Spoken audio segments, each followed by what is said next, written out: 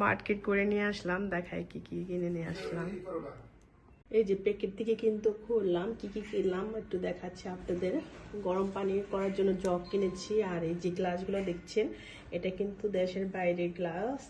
আর এই প্লেটগুলো আজকে প্রথমে এসেছে, এই প্লেটগুলো আমি নিলাম, আমার কাছে ভালো লাগলো তার জন্য। প্লেটের সাথে একটা ট্রে নিয়েছি আর দুইটা হাঁড়ি কিনেছি। এই যে হাঁড়িগুলো কিন্তু দেখতে ভালো লাগলো তার জন্য নিলাম। এই যে এটা কিন্তু গরু গোস্ত রান্না করা যাবে 3-4 কেজির মতন।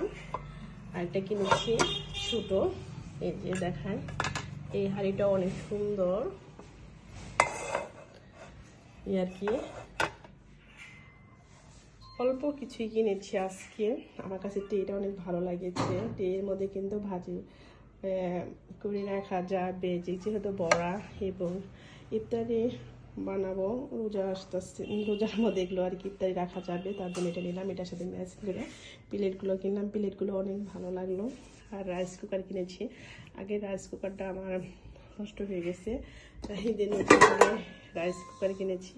রাইস কুকারটা দেখতে অনেক একটু সুন্দর লাগলো, ভালো লাগলো, নিয়েছি। এই আর কি কেনাকাটা করলাম।